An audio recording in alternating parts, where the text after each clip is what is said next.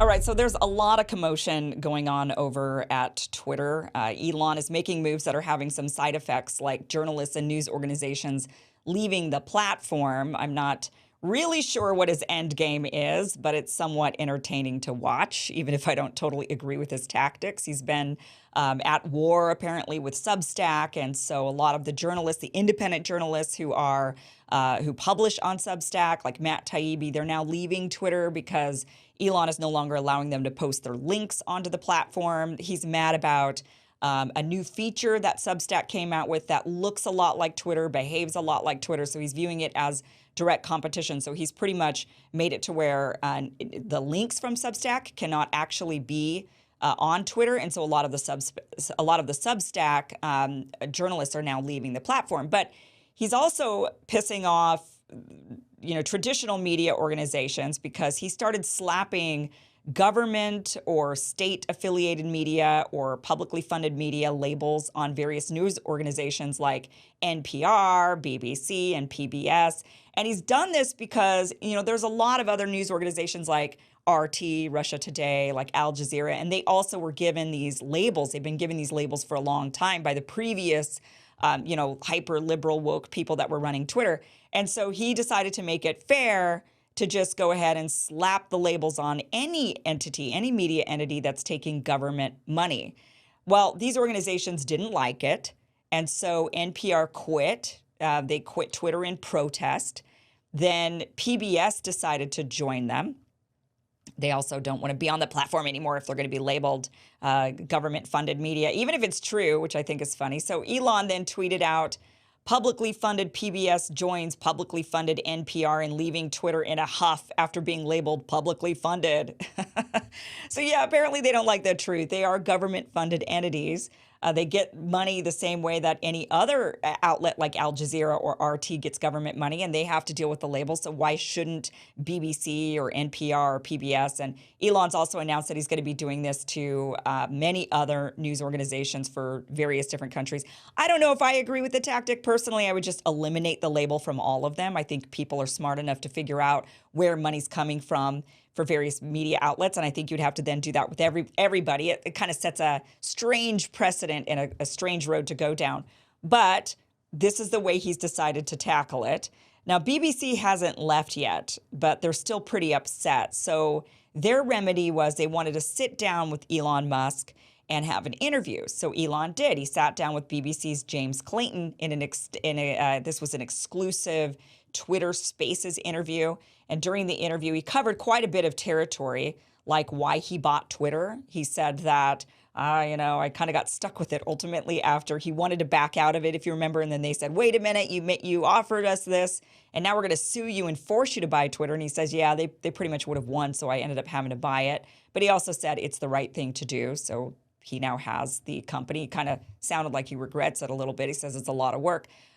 He talked about its profitability, said that the company is starting to do better, that it's becoming cash flow positive. They talked about blue checks and who might succeed him as CEO, which he doesn't seem to have an answer for. But one part of the conversation really stood out, and it was when the reporter tried to say people were leaving the platform because hate speech had gone way up since Elon took it over. But the problem was the reporter couldn't give Elon even one example. Watch this. I would only just add that, we have spoken to people who have been sacked that used to be in content moderation, and we've spoken to people very recently who were involved in moderation, and they just say there's not enough people to police this stuff, particularly around hate speech in the company. Is that what hate speech are you talking about? I mean, you use Twitter, right? Do you see a rise in hate speech? I mean, but just a personal anecdote. Like, what do you? I don't.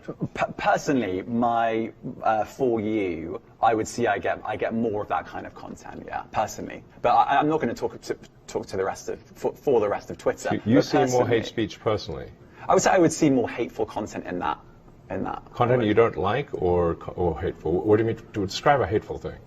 Yeah, I mean, just content that will solicit a reaction, something that may include something that is slightly racist or slightly sexist, those kinds of things. So you think if something is slightly sexist, it should be banned?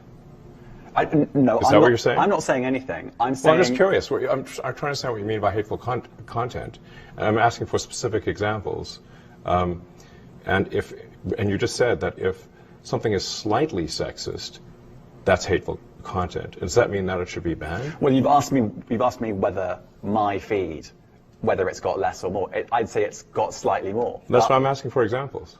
Can you name one example? I honestly don't use.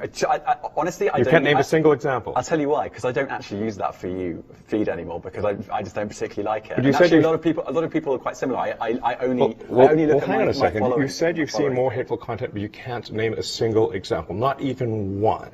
I'm not sure I've used that feed for the last 3 or 4 weeks. And Well, then how did you see the hateful content?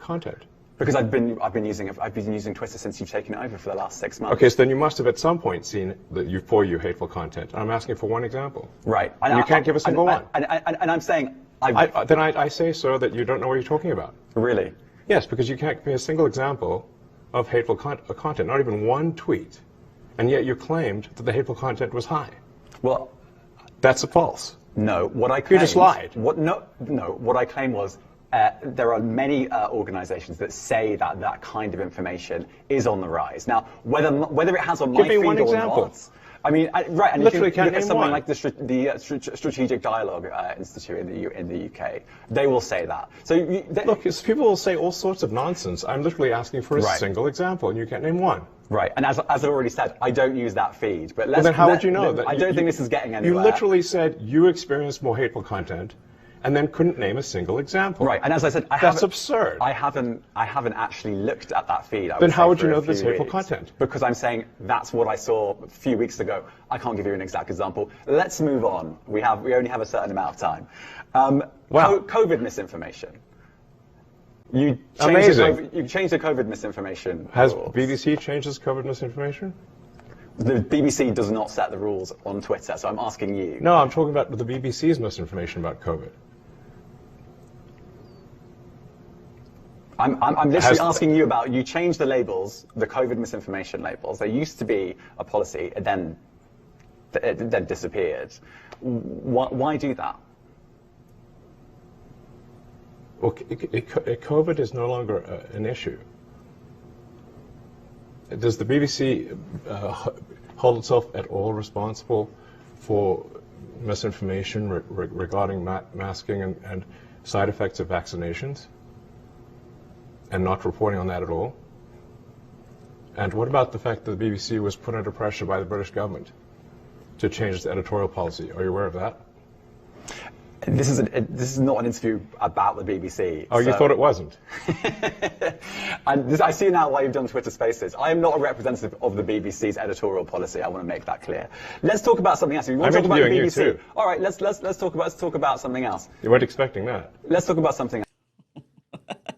Oh, wow. That was great. I mean, look, and that's the narrative that's been going on, which is cannot really fully specify what hate speech is, can't really specify what the misinformation even is, because they don't have specifics. That's why they just want a general blanket banning. And we know that this general blanket banning has really been against people and ideas that go counter to whatever narrative it is that they want to promote. They don't have specifics.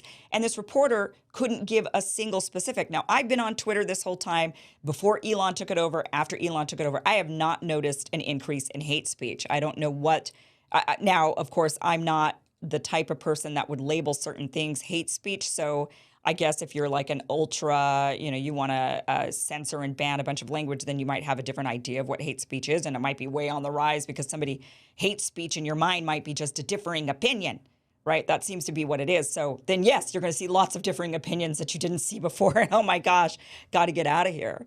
But let's go back to Elon's tweet, because speaking of all the COVID misinformation that now is apparently running rampant on Twitter, which, by the way, is just COVID truth, and all of these other entities, as Elon pointed out, they were actually the ones spreading a lot of the misinformation. It was actual establishment media that was doing this. RFK Jr., so Robert F. Kennedy Jr., is running for president, by the way. He's going to officially announce it, I believe, next week. I think he's having a big thing and officially announcing it and giving a speech and stuff. But he is running for president. He actually responded to Elon's tweet about, oh, these government funded, PBS, they publicly fund NPR, they're leaving NPR, well, they're leaving Twitter in a huff because of being publicly funded. So RFK tweeted back at this. He responded saying, of the $319 million Bill Gates gave to media outlets by November of 2021, NPR received $24,663,000, and PBS got at least $4 million. In return, those public interest broadcasters aired flattering reports on Gates' corrupt self-dealing and profiteering on his global vaccine projects and his hostile takeover of WHO. Gates' climate strategy is top-down social control and geoengineering projects for which he owns the IP. While shorting Tesla, he has invested heavily in fossil fuels, rail, private jet companies, and chemical pesticides and petroleum-based agriculture. He accurately characterizes his approach as philanthrocapitalism, a strategy of amplifying his billions by appearing to solve social problems with technologies that he controls and profits from. This type of stuff is why Robert F. Kennedy Jr. is doing so well in the polls this early on. Let's take a look at his poll numbers here.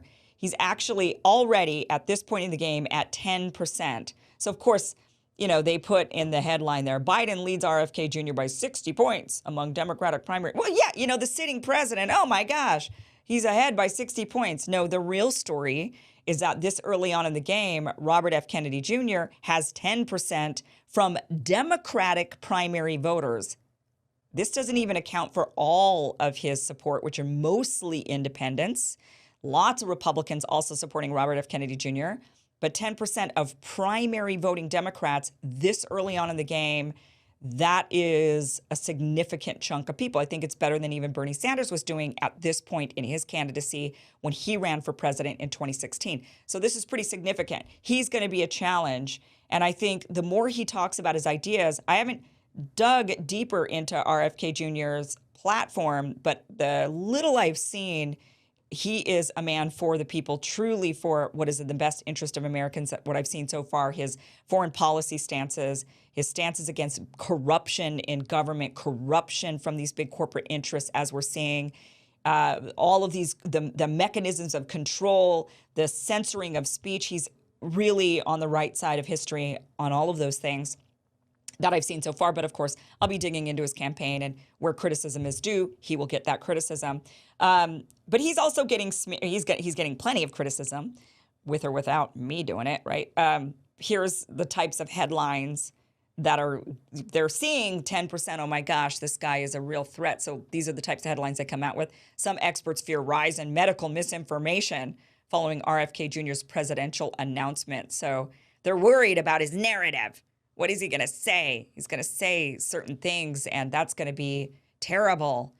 Things that the guy backs up his data quite well. He backs up the things he says. So if he says something and it's a bit different than what you've heard in the past, it's always wise, and this is really for anything and anyone, research it. Find out for yourself. Is it true? Is it not true? Don't just take ABC or NBC or WAPO or New York Times word for it. Do your own research on that. But good to see this Elon Musk challenging the BBC, those reports. Good to see RFK Jr. calling it out, calling out the Bill Gates big money interests, and the fact that these media companies actually took money from those interests and they ran with the narrative because they were ultimately paid to do so. So maybe instead of publicly funded media, those outlets should be labeled Gates-funded media.